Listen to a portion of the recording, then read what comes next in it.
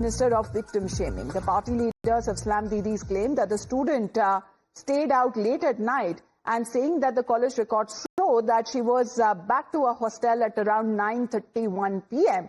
The BJP now seems to be accusing the TMC of twisting facts and shifting the blame, insisting that the focus should rather be on ensuring justice and not distorting the timeline. Now, as far as the Chief Minister's remark is concerned, that was widely criticized upon her questioning when it comes to the survivor in the case who was reportedly out late at night when this incident happened with her. But over this incident, as the Chief Minister herself has been saying that her statement was distorted, but blaming the Durgapur rape survivor for being late has now sparked this massive row. Let's put out exactly how when it comes to the BJP that has been reacting, as they are now being calling out as far as saying that blaming the private institute is not going to work out for the Chief Minister, as the law and order come directly under her jurisdiction, and that is something that accountability needs to be fixed. Where the accused in the case that have been arrested, but victims should not be questioned, rather comments should not be passed on her whereabouts. This is something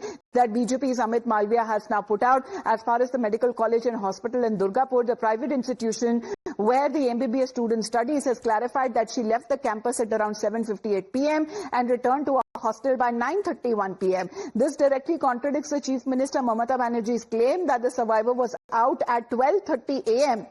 A statement that unfairly shifts the blame on the victim instead of ensuring justice. This is another perverse attempt to defend her vote bank, and victim shaming cannot be a defense for administrative failure. The people of Bengal deserve empathy, truth and accountability, not distortion and denial. Let's connect with Ridhita now. Ridhita, now what the campus has been saying, the hostel has been saying, BJP says that it actually contradicts when it comes to the timing of the survivor in the case, when she left and when she returned. However, a lot of outrage that has been growing over the statement that has been made by the Chief Minister herself, who now says that the statement was distorted. Absolutely. As you can see already, Amrita, that initially Mamata Banerjee had quoted the timing to be 12:30, but if we get through the complaint copy, what the father has also been saying, we can see that he has completely said that the girl had went out around 7:55 or near to 8, which is near to 8, and it is a standard time that we understand. Keeping to that, we also get to understand from the hospital itself when they release their press release that the timing that she got back was 9:15, which is again a decent time.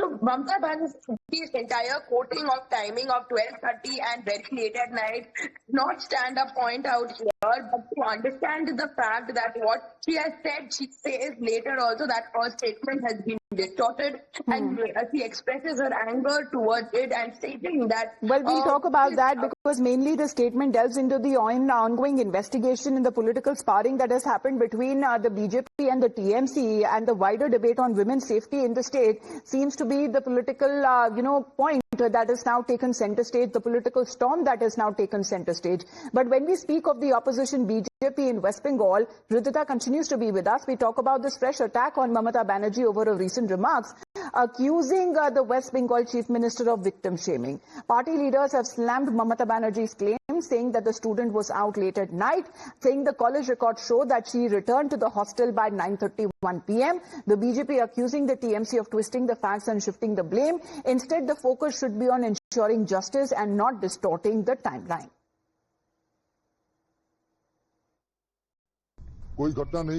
She has spoken very well. We'll ask her to issue a fatwa tonight that no girl will be allowed to leave her home starting tomorrow morning. That would be good. No girl will go out. No incident will occur. If she can't do the work that she should, then she must resign as the Chief Minister. Such an incident has happened to a girl from Odisha in West Bengal. What message is she trying to give to that state? It would be best if she issued a fatwa. It would be good if girls don't leave their homes starting tomorrow. The Chief Minister is saying such things. She's not properly monitoring the law and order. She's not able to see it. That's why she's putting the blame on the victim. We find this behavior very offensive. We have the best advice. She issued a fatwa prohibiting the girls from leaving the house.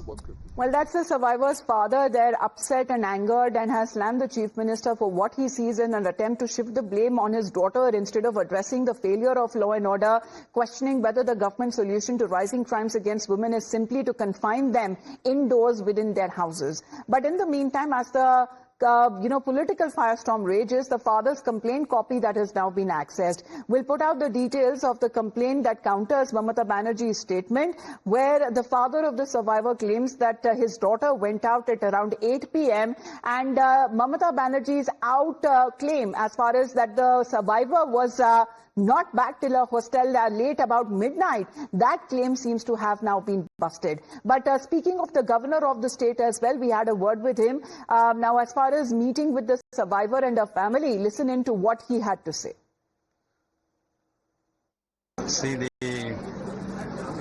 I met the victim. I interacted with the parents. I will keep quite confidential what we discussed. Absolutely. The general condition of the victim is really improving. She is under excellent medical care. Medically, she is certainly showing good progress. But her mind is very disturbed. She couldn't speak much. But I think what the parents want is justice. That is very important. The victim is an innocent person, She's very shocked and traumatic, as it is understandable. The message which the society has to take is, a society's strength is measured by the safety which its women feel in that society. In Bengal, there have been repeated instances of attack on the girl child. It is incumbent upon society to see that Bengal becomes a safer place for women to live in. So, teams from Odisha has also flown in, the NCW team has also come. Is there any communication between you with the other states? See, I am getting information and input from various sources. The National Women's Commission has given the report in writing. Others are contacting me. But before I take a decision in the matter, I wanted to satisfy myself what actually happened in the field. That is why I came here for a ground zero visit, for a reality check. What has happened is something miserable, shocking, which can never be pardoned. But I am informed by the authorities that 5 arrests have been made, which I had to check and verify. Action has to be taken. What people need is action, not an alibi for inaction. Chief Minister Mamata Banerjee has also made a comment on her timing of going out of the premises. So is it the girls' duty to keep their safety and security in mind, or is it the state's duty to assure them with it? I, as governor, do not want to politicize this event. Okay. So, but repetitive inaction on women and discrimination on women is going on. There is safety questions in the state, repetitive time. There is certainly repetitive inaction, which is something which has to be deplored, and action has to be taken to see that such things will not happen in future. But the BJP taking up this issue politically, slamming Mamata Banerjee following the Durgapur incident, now claiming law and order situation in the state of West Bengal is in crisis. Party leaders controversially stating that if the TMC offices were locked and the leaders stayed at home, 90% of the rape cases could be reduced, hitting out at Mamata Banerjee government over the rising crimes.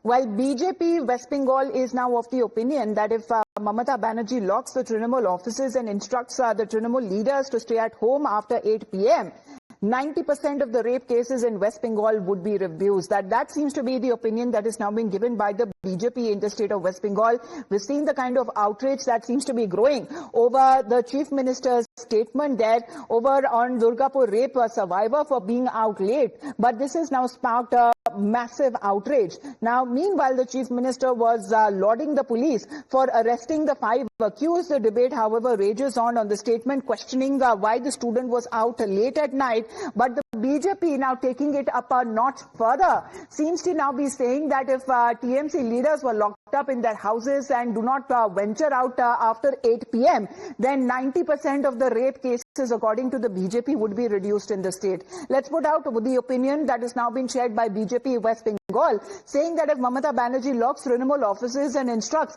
Trinamool leaders to stay home after 8 p.m., 90% of the rape cases in West Bengal would be reduced. Well, that seems to be a jibe that has now been taken by the BJP on the ruling TMC over the statement which the TMC leaders now come out to say that the Chief Minister's statement has been widely distorted. However, the BJP seems to be not letting go of this issue, and even now when it comes to the survivor's father, has condemned the statement that has been made by the West Bengal Chief Minister.